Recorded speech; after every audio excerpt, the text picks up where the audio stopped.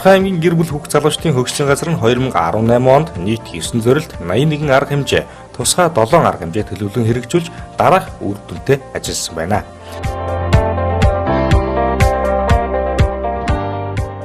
Гэр бүл хүүхд залуучдын хөгжлийн газар Орхон аймгийн иргэдэд үйлчлэгээ үзүүлсэн байдлыг тоон дүнгээр сэрүүлвэл гэр бүлийн чиглэлээр 6 төрлийн 15 арга хэмжээ 25585 насны хүрэгчид хамрагдсан бол залуучдын чиглэлээр 5 төрлийн 13 арга хэмжээ зохион байгуулагдаж 12960 залуучууд оролцжээ.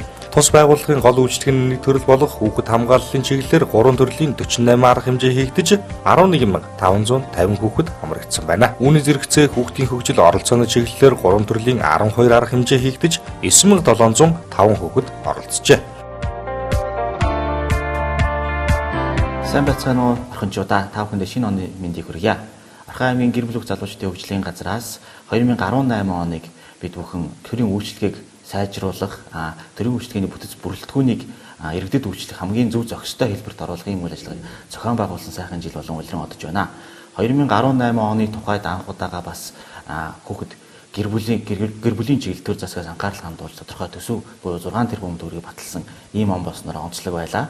Орхон аймгийн тухайд ч гэсэн 72 сая төгрөгийн хүүхэд хамгааллын хариу үйлчлэгээ гэр бүл хүүхэд залуучууд зориулсан үйлчлэгийн зардал орж ирснээр бас онцлог жил байлаа. За, ер нь бол Орхон аймгийн гэр бүл хүүхд залуучдын хөгжлийн төвийн энэ жилийн зорилт бол хүүхдийн хөгжих орчныг сайжруулах, хүүхдийн хамгаалалт орчныг бий болгох, мэдээлэлгүйгээсээ болж бие биенийхээ эрхийг зөрчих, хөндөх, үл ойлголцоос бас гэр бүлийн асуудал, хүүхдийн эрх хөндөгдөх асуудлуудад гарахгүй байх тал дээр анхаарал хандуулж нөлөөллийн үйл ажиллагааг эрчимжүүлсэн ийм жил болон улиран одож байна.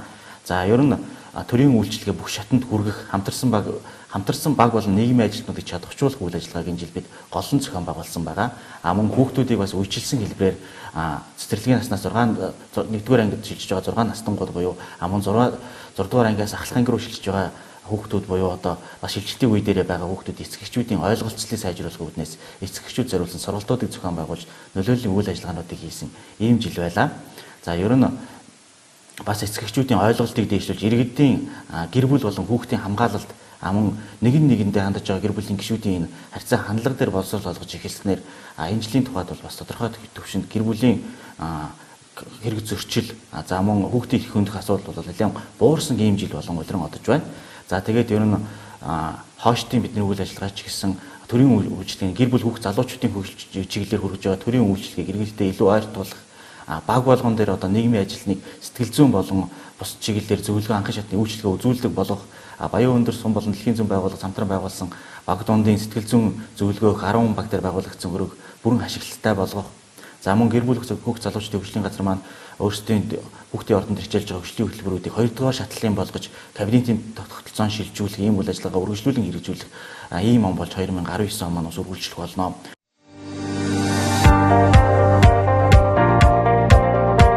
2018 оныг хүүхдийн ордныг тогтчлуулахыг сайжруулах, хөгжлийн хөтөлбөрийн чанар чансаг дээшлүүлэх зорилтод он болгон үйл ажиллагааныхаа чиглэлийг тодорхойлсон байна.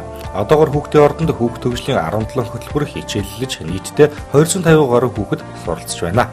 Мөн энэ онд хүүхдийн ордонд зохион байгуулагдсан олон нийтийн үйл ажиллагаанд 6400 гаруй хүүхэд хамрагдаж төрийн үйлчлэгээ болон нөлөөллийн үйл ажиллагаанд оролцжээ. Мөн сэтгэл зүйн зөвлөгөөг 237 хүнд, хууль эрх зүйн зөвлөгөөг 22 хүнд өгч 11 хүүхдийг зан үйлийн сургалтанд хамруулсан байна. Хүүхдийн төвийн тусламжийн 108 утасны хариу үйлчлэгээ 2018 он өмнөх оноос 50.6%-аар өссөн бөгөөд шийдвэрлэлт 96%-тай байна. Хүүхэд хамгааллын хариу үйлчлэгэнд нийтдээ 409 хүн хамрагдсан байна.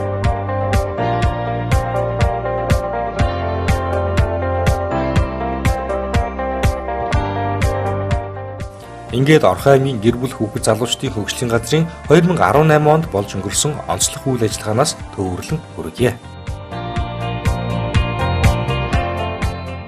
Top Star 2018 оны шилдэг залуу шалгаруулах ёслолын үйл ажиллагаа нь оны шилдэг бүтээл залуу, соёл урлагийн салбарын шилдэг залуу, спортын салбарын шилдэг залуу, боловсролын салбарын шилдэг залуу, эрүүл мэндийн салбарын шилдэг залуу гэсэн 5 номинацаар зохион байгуулагдсан. 2018 онд ололт амжилттай сурлага, урлаг, спортоор биеийнхнээсээ маллалсан шилдэг хүүхдүүдийн харшин сүлд модны наадмыг зохион байгуулж 300 гаруй хүүхдүүдийг шилдгээр шалгаруулан шагнал гардууллаа.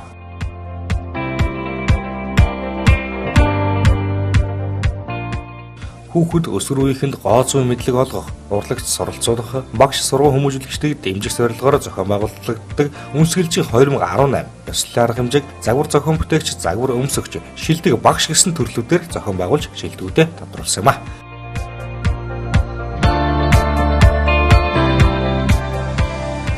Аймгийн залуучдын үзэл бодлыг сонсож салбарын хууль тогтоомжийн талаарх мэдээлэл өгч тэдний хөгжлийг дэмжих, эрх ашиг хамгаалах, үйл ажиллагааг үе шаттайгаар чанартай зохион байгуулах, залуучуудад хүрх үйлчилгээнүүдийн чанарыг сайжруулах зорилготой аймгийн залуучдын хамтдаа оролцож чуулганыг зохион байгуулсан.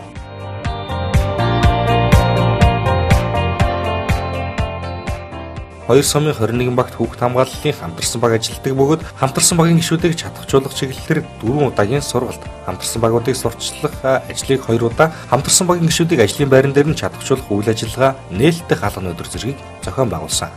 Мөн хамтарсан баг тус бүрийг кейс мэдээллийн бүртгэлийн дэвтэртэй болгосон байна.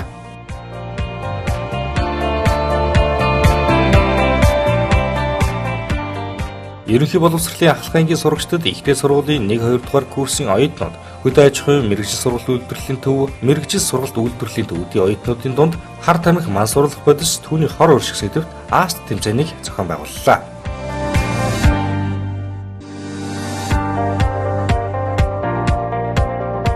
(2018) онд зохион байгуулагдсан наадмуудад уралдах унаач хүүхдүүдийг хурууны хээний цахим бүртгэлээр бүртгэлж даатгалын 1 удаагийн хур хамжийг 100,000 төгрөг болгон нөхөн олгорыг 20 сая төгрөг хүргэн ажиллалаа.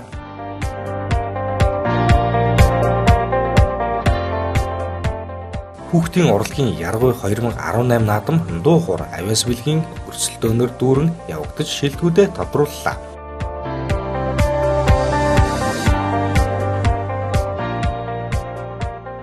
Олон улсын аюулгүй интернетийн өдрийн хүрээндээ бүтээл нэгдийг харилцан хүндлэе уриатагаар өсвөр үеийнхний цахим хэрэглээ ба эрүүл мэнд сургалт хэлэлцүүлгийг зохион байгууллаа.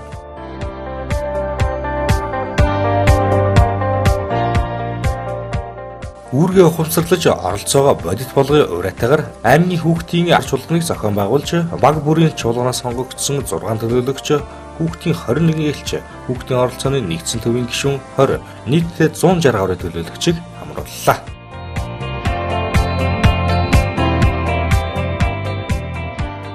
Гэр бүлийг дэмжих туршилтын хөтөлбөрийн хүрээнд гэр бүлийн суурь судалгааг 1500 өрхөөс авч нэгтгэн 270 өрхөд нөхцөл байдлын үнэлгээ хийж өрхийн хөгжлийн төлөвлөгөө боловсруулан ажиллалаа. Энэхүү үйл ажиллагаанд 68 гэрээр ажиллагч нарыг бэлдэж тэднийг судалгааны арга зүйд сургасан юм а.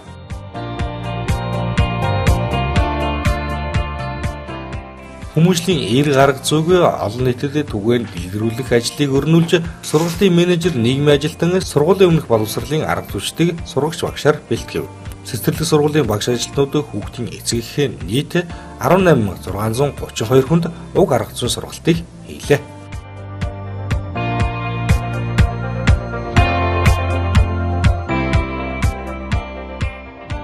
Угийн бичгийн журмыг сурчиллах, угийн бичиг хөтлөх, айл өрхийн тоог нэмэгдүүлэх, өсвөр залуу үеийнхэнд удам судар, ураг төрлөө мэддэг болох, Монгол өв уламжлалт ёс заншлаа дээдлэх үзлэр хүмүүжүүлэх зорилгоор үзэсгэлэн гаргаж 380 гаруй иргэдэд шинээр ургийн бичиг хөтлөх арга зүйг зааж өглөө.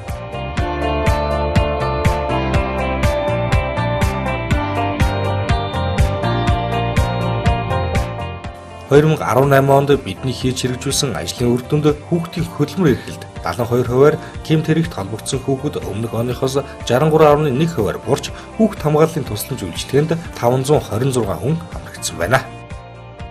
2018 онд бод хүүхдийн ордон машин өвдөрөхтэй болсон багш нар маань чадварчсан анги танхимууд маань яг комьюнитийн системээр ажиллаж эхэлсэн ийм он байлаа.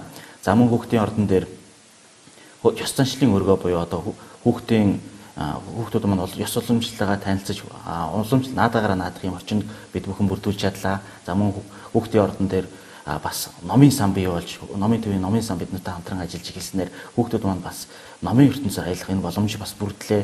За үүний дээр одоо бид бүхэн хамтарсан багуудын нэгцгийн үйлчлэгийг бас энд бий болгож тоноглож одоо үйлчлэг үзүүлэх бүрэн боломжийг хангаж бий болголоо. Мөн сэтгэл зүйн болон хууль эрх зүйн зөвлөгөө хүргэж яг стандартын дагуу тогтжуулан хүүхдийн ордон дээр ашиглаж эхэллээ.